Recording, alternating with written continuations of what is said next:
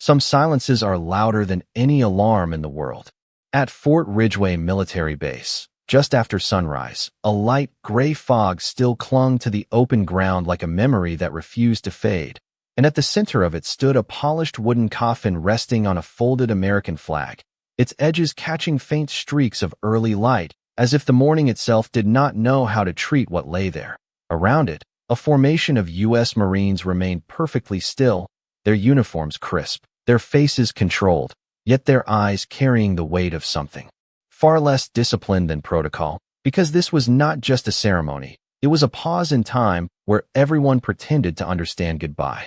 A few feet away, Sergeant Ethan Cole stood with his shoulders squared but unmoving, his dark skin reflecting the muted sky, his hands clenched so tightly at his sides that the knuckles had gone pale, and beside him, slightly forward as if refusing to accept the geometry of loss, was Ghost, a white German Shepherd K9 whose coat looked almost unreal against the muted military tones around him, his stance rigid, ears locked forward, amber eyes fixed on the coffin as though it contained a contradiction he had not yet solved. From the very first moment they had arrived, Ghost had not stopped barking, not in panic, not in confusion alone, but in a steady, rhythmic insistence that had now stretched into 3 hours, each bark sharper than the last, each one carrying something that felt less like noise and more like protest, as if he were arguing with a truth no one else could hear.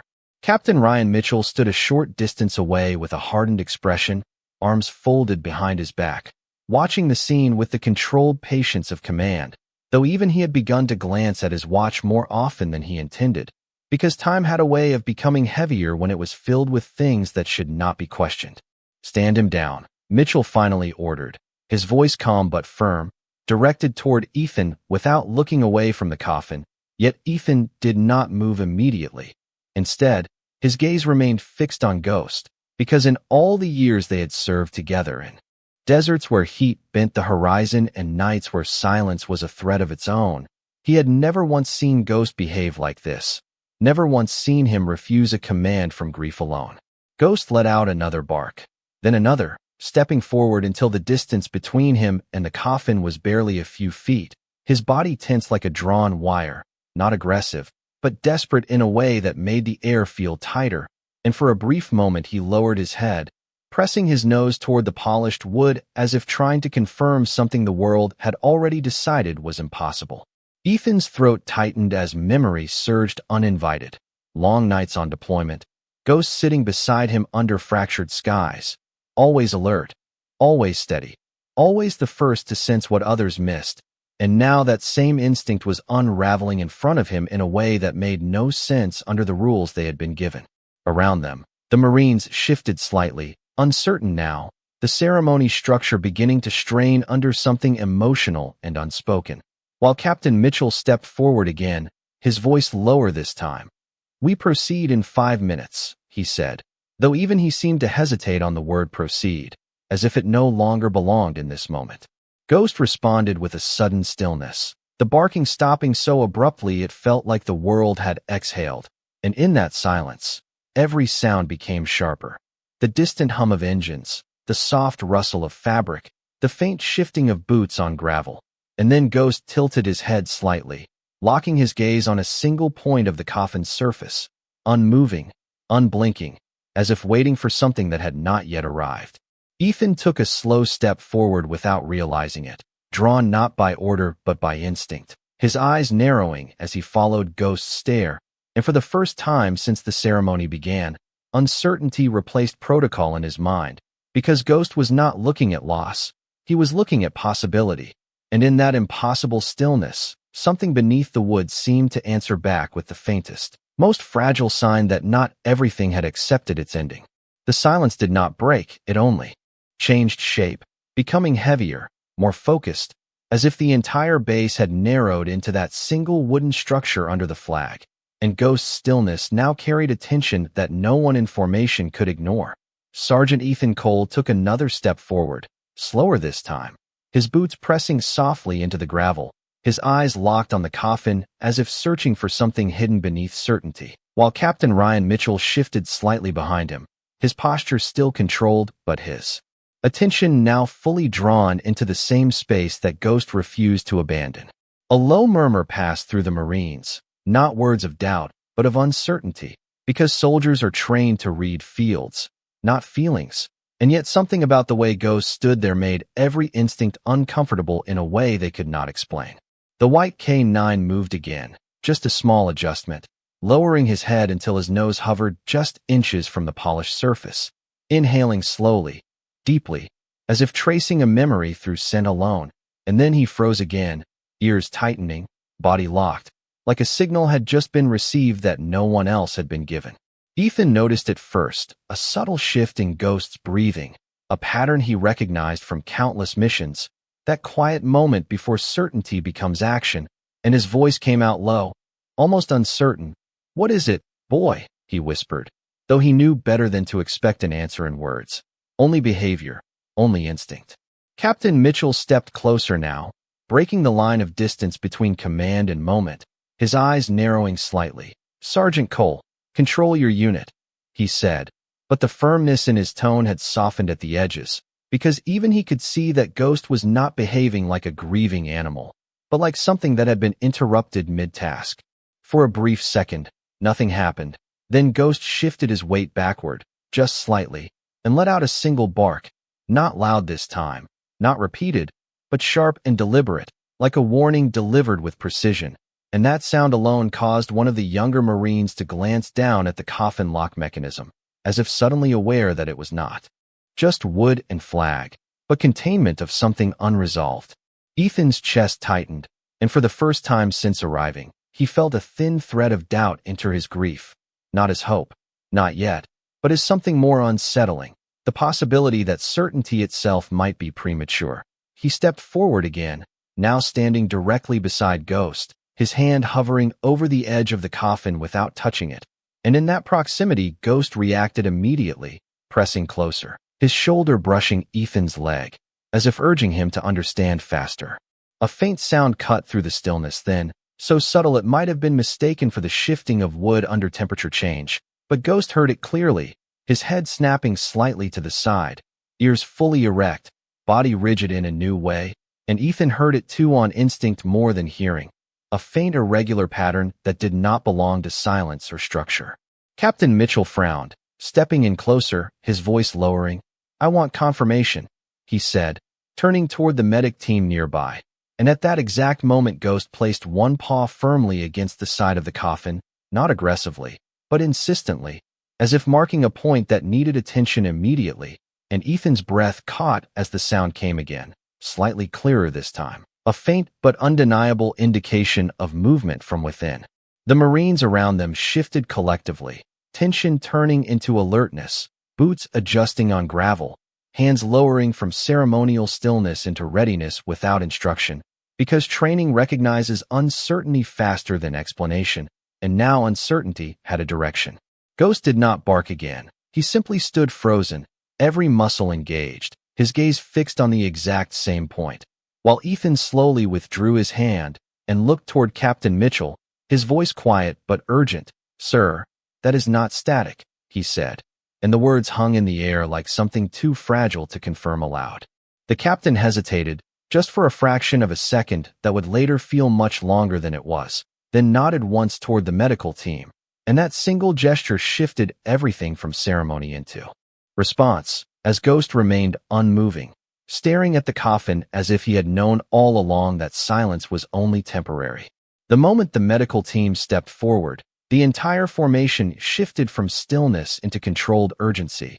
But even in that transition, no one could take their eyes off Ghost, who remained locked in place as if the world had narrowed to a single impossible truth beneath the polished wood. Sergeant Ethan Cole stood beside him, his breathing now slower but sharper, every instinct in his body fighting between what he had been told and what he was beginning to hear with his own awareness. Because the faint sound had returned again, clearer than before, a subtle irregular rhythm that did not belong to silence, ceremony, or memory. Captain Ryan Mitchell raised a hand, signaling the medic team to proceed with caution, his voice calm, but edged with something that had not been there earlier. "Carefully open the exterior seal," he ordered, and the words carried across the formation like a ripple, through still water. Dr. Laura Bennett stepped forward from the medical unit, her expression focused but measured, her gloved hands hovering over the edge of the structure as she paused for just a second, listening, because she too had heard it now, not loudly, but enough to make certainty hesitate. Ghost shifted again, this time pressing both front paws lightly against the side, not scratching, not pushing aggressively, but insisting in a way that felt almost deliberate, as if guiding attention rather than demanding it. And Ethan instinctively placed a hand on Ghost's shoulder, feeling the tension in every muscle beneath the white coat of fur, a tension that was no longer grief but recognition of something not yet confirmed. The medic team worked with careful precision, loosening external fastenings, and as each small mechanical release clicked into place, the surrounding air seemed to grow thinner, every Marine holding breath without realizing it, because anticipation had replaced ceremony entirely.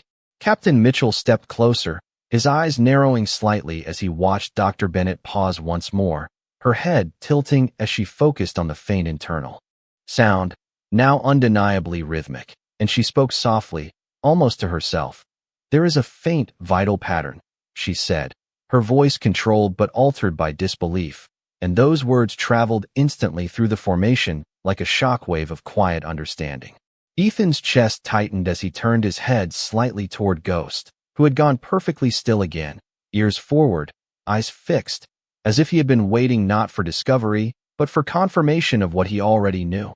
And in that moment Ethan felt something inside him shift from doubt into fragile possibility. The final latch was released, and for a brief instant no one moved, no one spoke, because even action itself seemed to hesitate in respect for what might come next. Then Dr. Bennett signaled gently, and the lid was lifted just enough to allow controlled assessment. A collective silence followed that was different from the earlier one. This was not ceremonial silence, but absorbing silence, the kind that forms when reality begins to rewrite expectation in real time. And Ethan leaned slightly forward without realizing it, his eyes widening as Dr. Bennett's expression changed first, not into panic, not into fear, but into urgent recognition. Captain Mitchell stepped closer immediately. "Report," he said, his voice steady but now fully engaged, and Dr. Bennett responded without looking away. "He is alive," she said clearly, the words precise and immediate, carrying through the formation like a break in a long storm. For a fraction of a second no one reacted, as if language itself needed time to be understood, and then the atmosphere changed entirely, Marines shifting forward, breath releasing, hands lowering in disbelief, while Ethan felt something deep in his chest collapse and rebuild at the same time.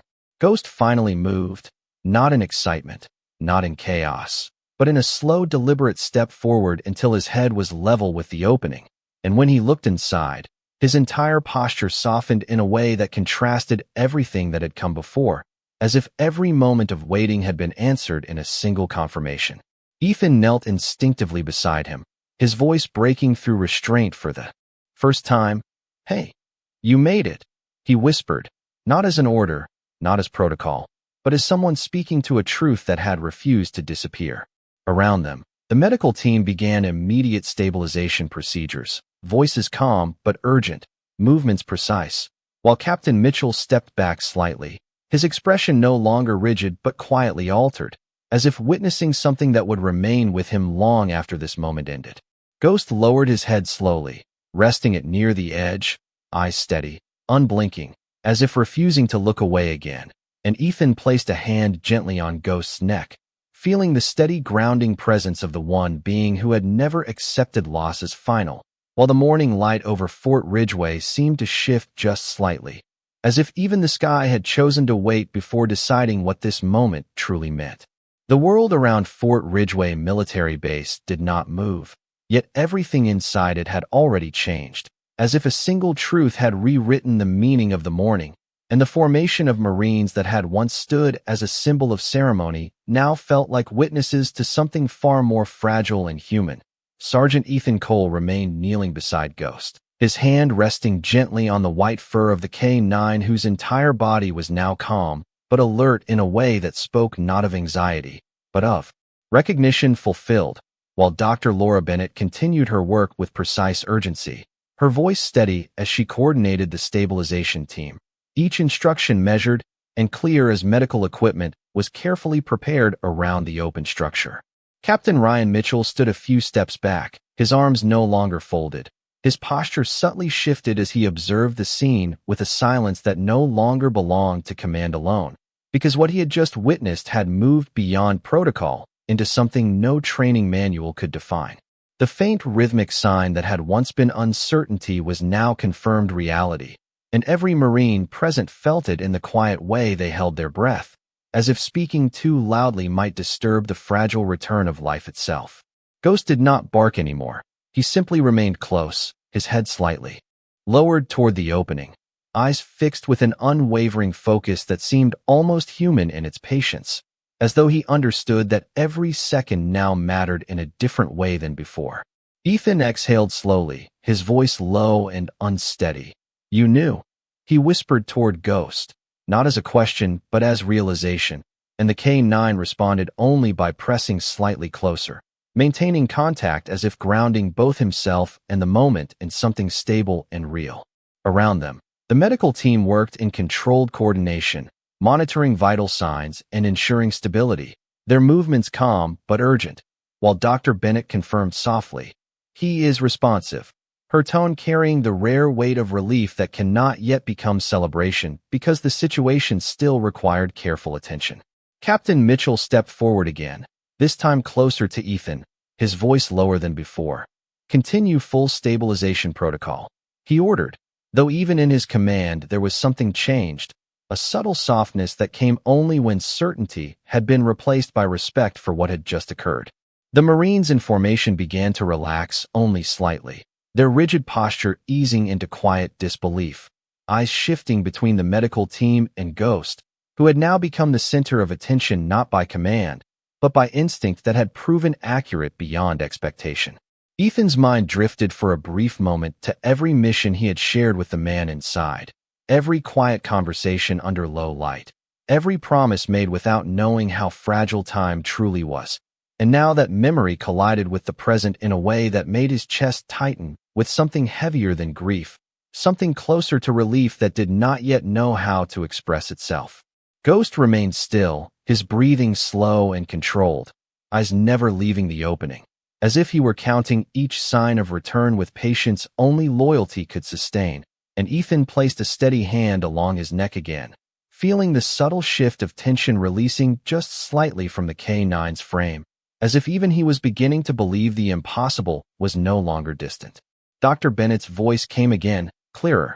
This time, "Transport ready in 2 minutes," she said, and the words moved through the group like a return to motion after suspension, but no one forgot that it was Ghost who had stopped time first.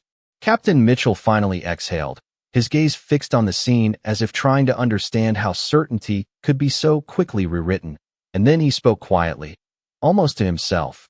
"He did not accept what we were told, and no one asked what he meant, because everyone understood without needing explanation." Ethan looked down at Ghost once more, his voice barely above a whisper. "You stayed with him when no one else could." And for the first time Ghost lifted his head slightly, not away from the scene, but into it, as if acknowledging that what had been lost had not truly been gone, only waiting for the world to listen again. The morning at Fort Ridgeway Military Base no longer felt like a ceremony, nor even like a military procedure, but like a suspended moment where every breath carried meaning that no one had prepared for, and the air itself seemed thinner, as if the world was carefully making space for something fragile to continue.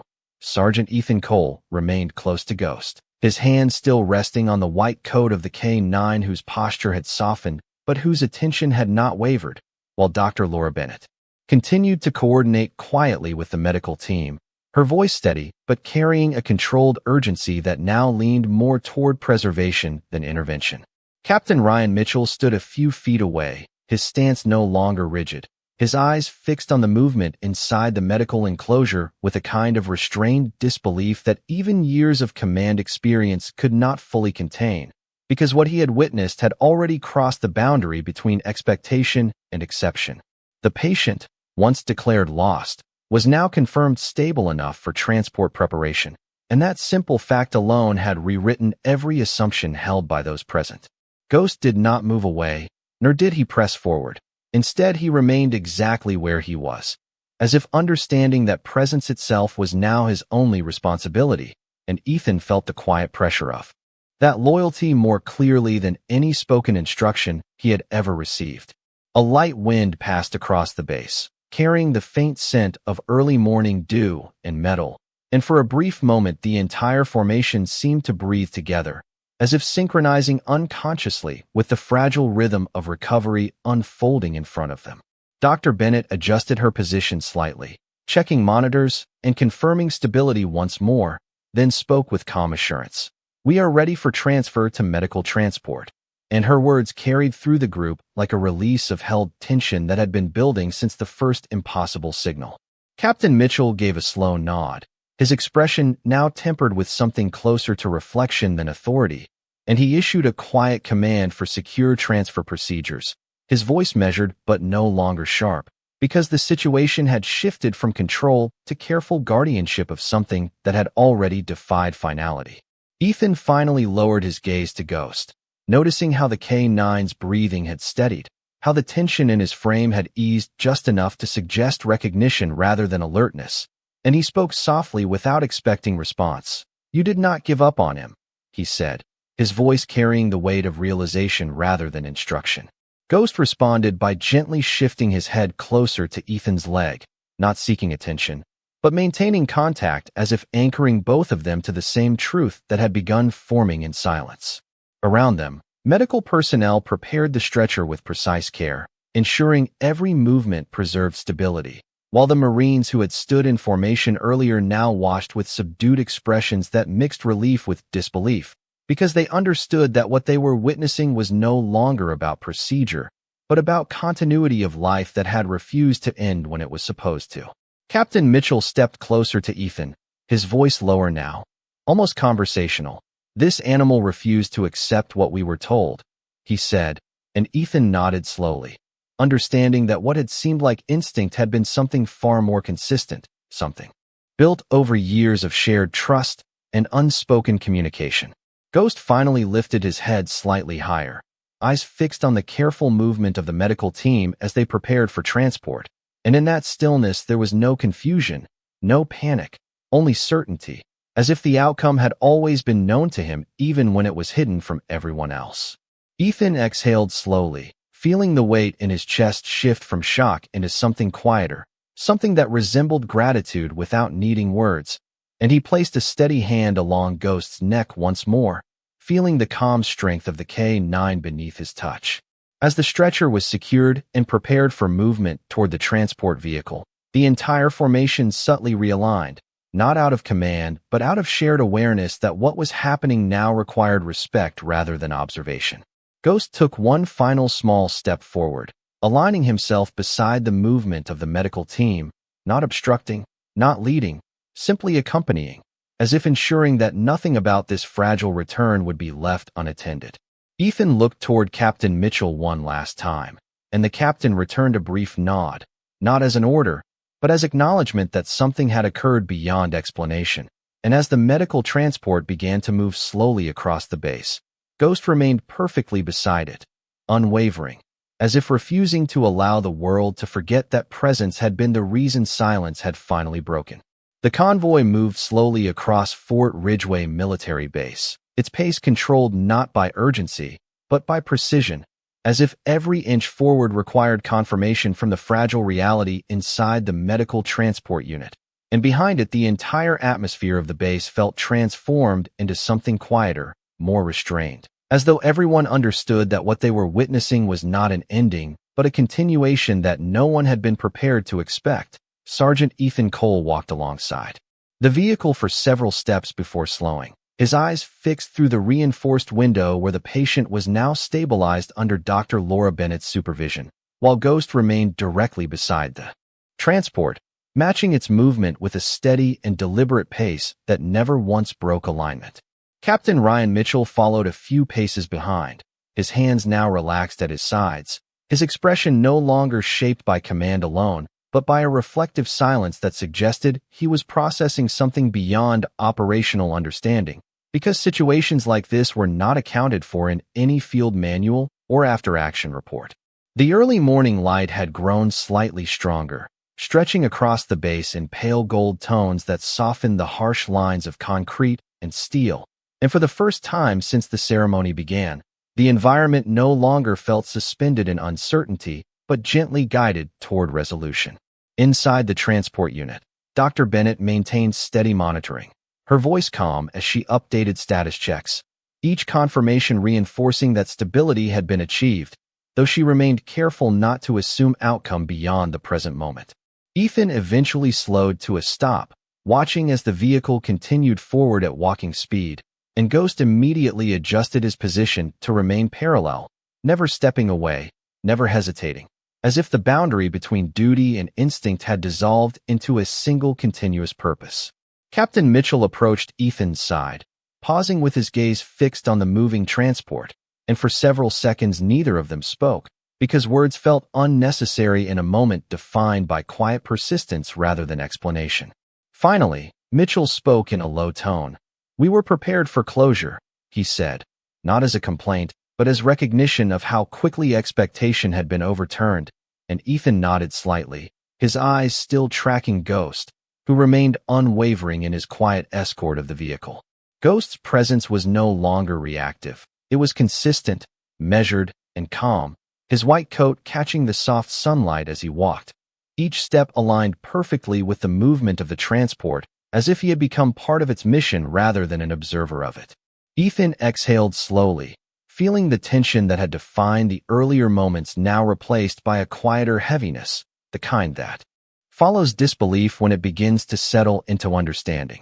Dr. Bennett's voice came over the external speaker of the transport, soft but clear, confirming that vitals remained stable and transport conditions were secure, and that confirmation rippled through the nearby personnel who had gathered at a respectful distance.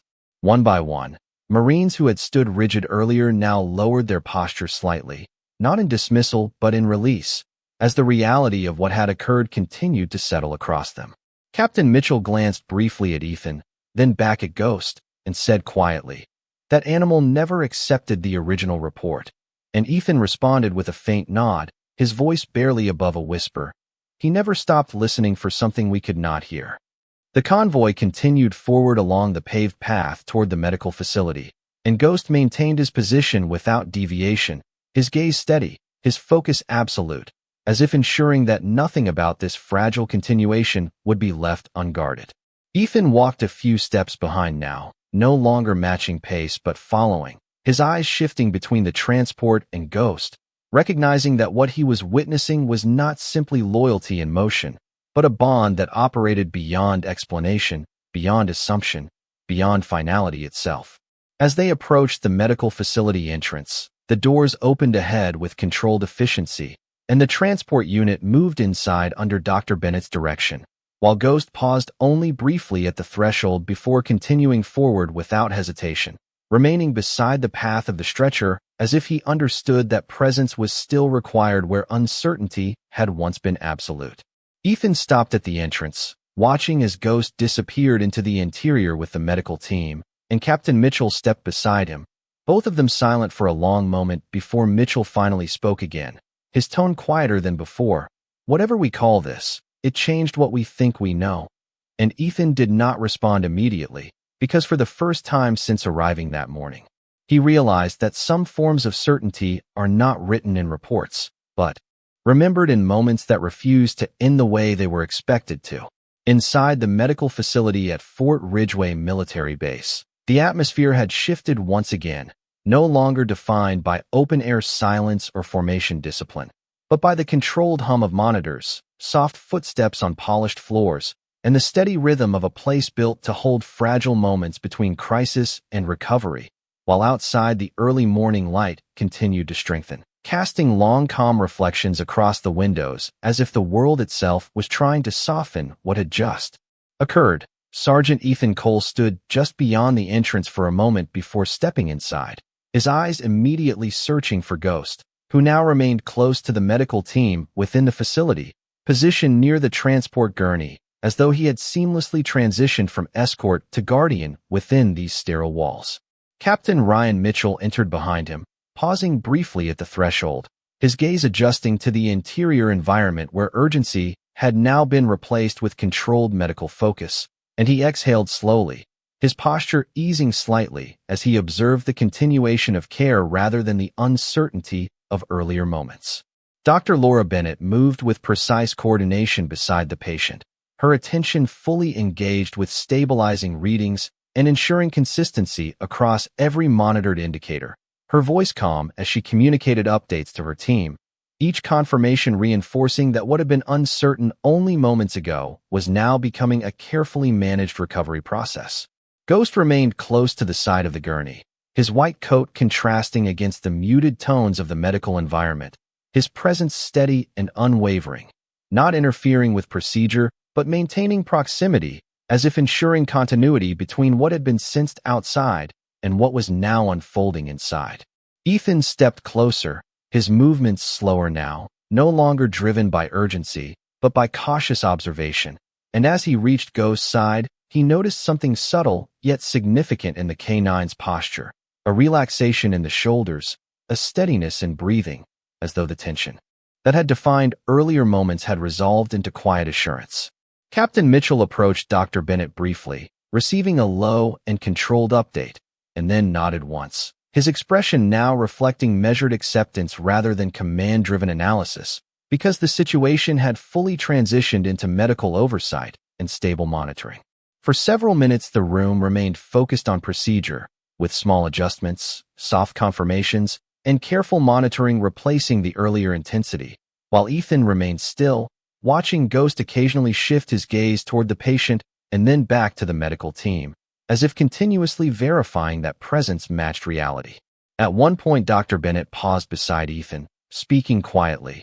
"He is holding steady," she said, her tone calm, but carrying the weight of someone who had moved from uncertainty into cautious optimism, and Ethan nodded slowly, absorbing the words without immediate response, because understanding still felt slightly distant from emotion. Ghost then took a small step closer to the gurney, lowering his head slightly, not in distress but in a calm, steady acknowledgement of proximity, and Ethan instinctively placed a hand along his back, feeling the steady rhythm of the K9 beneath his touch, grounding both of them in the same present moment. Captain Mitchell observed quietly from a short distance, his arms now resting naturally at his sides, and after a moment he spoke in a low voice. "We are no longer in recovery from loss," he said, more to himself than anyone else. And Ethan understood the meaning without needing clarification, because what had begun as ceremony had transformed into continuation. The medical team continued their work with measured precision, adjusting equipment and confirming stability, while Ghost maintained his position without movement, his attention fixed, calm, and unwavering, as if his role had shifted from alertness to assurance.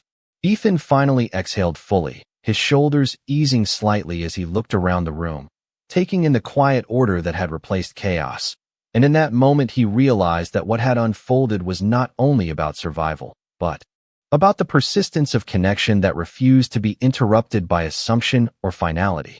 Captain Mitchell gave a final brief nod toward Dr. Bennett, acknowledging the confirmed stability, and then stepped back, allowing the medical team full control of the situation, while Ghost remained exactly where he was, silent and steady, as if the boundary between loss and return had never truly existed at all. The medical facility at Fort Ridgeway Military Base had settled into a quieter rhythm now, one that no longer carried the sharp edge of emergency, but instead held the steady pulse of monitored recovery, where every sound from the machines felt less like urgency and more like confirmation that time was still moving forward in a controlled and meaningful way. Sergeant Ethan Cole remained inside the room, standing near the edge of the medical bay, his posture no longer rigid but softened by the gradual acceptance of what was unfolding, while Ghost stayed close to the bedside, his white coat illuminated under the soft clinical lighting, his presence unwavering as if he had decided that leaving would no longer be part of his understanding of the situation. Dr. Laura Bennett moved with calm precision between instruments and monitors, her eyes scanning each reading with a focus that had shifted entirely into maintenance of stability rather than intervention, and her voice, when it came, carried a measured reassurance that confirmed what everyone in the room was slowly beginning to believe. Captain Ryan Mitchell stood slightly behind Ethan now, no longer observing as a commander evaluating an incident, but as a witness to something that had moved beyond classification, his expression reflective, his arms relaxed, and his attention fixed on the quiet coordination between medical staff and the stillness of Ghost at the bedside. The patient remained stable, breathing supported but steady, each monitored sign reinforcing the fragile but undeniable return that had begun earlier, and the atmosphere in the room had transformed into something almost reverent, where even movement felt intentional and every sound seemed to carry weight.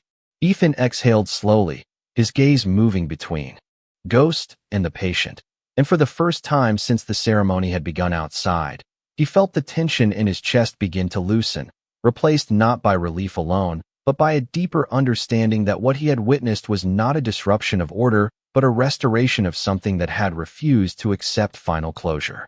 Ghost shifted slightly, lowering his head closer to the edge of the bed, not in distress, but in a quiet, steady presence that suggested recognition and continuity, as if the separation that had once been assumed had never fully existed in his awareness. Dr. Bennett paused briefly beside Ethan, her voice soft but certain.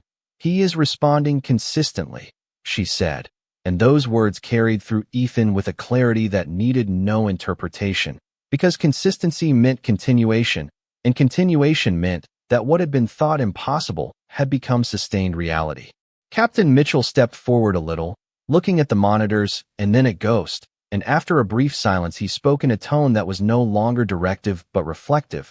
"This changes how we understand what we saw outside," he said, and Ethan nodded without hesitation, because there was no longer any need to defend what instinct had already proven correct. The room remained steady for several minutes, filled with the soft rhythm of monitoring equipment and the quiet coordination of medical care, while Ghost maintained his position, never once breaking focus, his attention divided only between the patient and the subtle signals of recovery that continued to strengthen over time. Ethan eventually moved closer to Ghost again, placing a gentle hand along his back, feeling the calm steadiness beneath the white fur, and in that simple contact he recognized something that went beyond training or mission parameters, something that existed purely in the space between trust and understanding. Outside the facility window, the morning light had fully settled across Fort Ridgeway, casting a warm and stable glow over the base that contrasted with the uncertainty of earlier hours, and inside, that same transformation seemed to have taken hold, as though the environment itself had, aligned with the outcome now unfolding.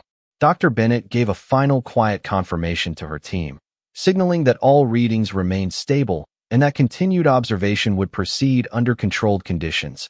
And with that acknowledgement, the immediate urgency of the situation finally dissolved into sustained care. Captain Mitchell stood still for a moment longer, looking at Ghost one last time before speaking quietly to Ethan.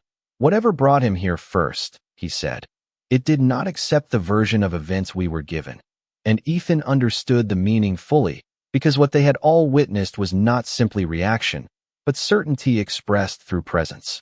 Ghost did not move as the conversation settled, his body relaxed but attentive, his eyes calm and fixed on the patient, as if confirming in his own way that the moment of uncertainty had passed, and what remained now was continuity. Ethan finally allowed himself a deeper breath, his shoulders lowering slightly as he looked at Ghost with quiet recognition, understanding that some bonds do not rely on confirmation to exist, and as the room continued its steady rhythm of care and monitoring, the sense of finality that had once defined the morning no longer held its place, replaced instead by something quieter, something enduring, something that simply refused to end when it was expected to. The morning light over Fort Ridgeway military base had fully settled into a calm, steady glow, casting long, soft reflections through the windows of the medical facility. And inside that controlled environment, everything now moved with a sense of continuity rather than urgency, as if the entire room had shifted from survival into preservation of something already reclaimed from uncertainty. Sergeant Ethan Cole stood near the bedside with a quiet steadiness in his posture, his eyes moving between the monitored readings and Ghost, who remained exactly where he had been since the beginning, white coat still and illuminated under the soft clinical lighting, his presence no longer tense but deeply composed, as though the weight of everything he had carried through the morning had finally resolved into calm assurance. Dr. Laura Bennett reviewed the final set of stable readings, her movements slower now, precise but no longer urgent, and when she spoke her voice carried the kind of controlled relief that comes only after prolonged uncertainty has been replaced by consistency, confirming that the patient remains stable under full observation and responding appropriately to treatment. Captain Ryan Mitchell stood a short distance behind Ethan, no longer in the posture of command or evaluation, but in quiet reflection, his attention moving between the patient, the medical team, and Ghost, as if each element of the scene represented a different truth that had finally aligned into one undeniable reality. The room itself felt different now, no longer defined by crisis, but by a steady rhythm of monitors and calm movement, where even silence felt supportive rather than uncertain. Ghost slowly lifted his head, looking toward Ethan for a brief moment before returning his gaze to the bedside, his behavior no longer driven by alertness or tension, but by a calm presence that suggested understanding had replaced instinct. Ethan exhaled slowly, his shoulders easing as he placed a gentle hand along Ghost's back, feeling the steady breathing beneath the white coat, and in that contact there was no longer urgency, only recognition of something that had held firm through every shift of uncertainty. Dr. Bennett completed her final assessment and gave a quiet confirmation to the room, signaling that the patient remained stable and that continued observation would proceed under controlled care, and those words settled across the room like a final stabilization of everything that had once been in doubt. Captain Mitchell finally stepped forward, his voice low and measured, not directed at any single person, but spoken into the shared understanding of the moment. "What we saw this morning cannot be reduced to assumption," he said, and Ethan did not respond immediately because he understood that some truths do not require argument once they have been experienced. Ghost remained still, his eyes calm, his attention steady on the bedside, as if ensuring that continuity remained unbroken, and Ethan looked at him with quiet acknowledgement, recognizing that what had carried them through uncertainty was not instruction but presence that refused to abandon what mattered. The medical team continued their quiet work in the background, maintaining stability and monitoring progress, while the atmosphere in the room had fully transitioned into one of careful reassurance, where each sound and movement reinforced the return of order after disruption. Ethan shifted slightly, glancing toward Captain Mitchell, and for a brief moment neither of them spoke, because the weight of what had occurred had already filled the space between them more completely than words could. Outside the facility, Fort Ridgeway continued its morning routine under a clear and steady sky, but inside, something more lasting had already taken shape, something that had moved beyond the boundaries of expectation and into a space defined by continuity and trust. Ghost finally lowered his head slightly, resting in a calm and natural position beside the bedside, no longer searching, no longer waiting, simply remaining, as if confirming that what had been feared lost had been returned to the rhythm of life. Ethan took one final slow breath, feeling the quiet resolve settle within him, and in that moment he understood that not every story ends where it is expected to, because some bonds are not interrupted by silence, and some presences do not accept the language of finality, no matter how certain it appears to be.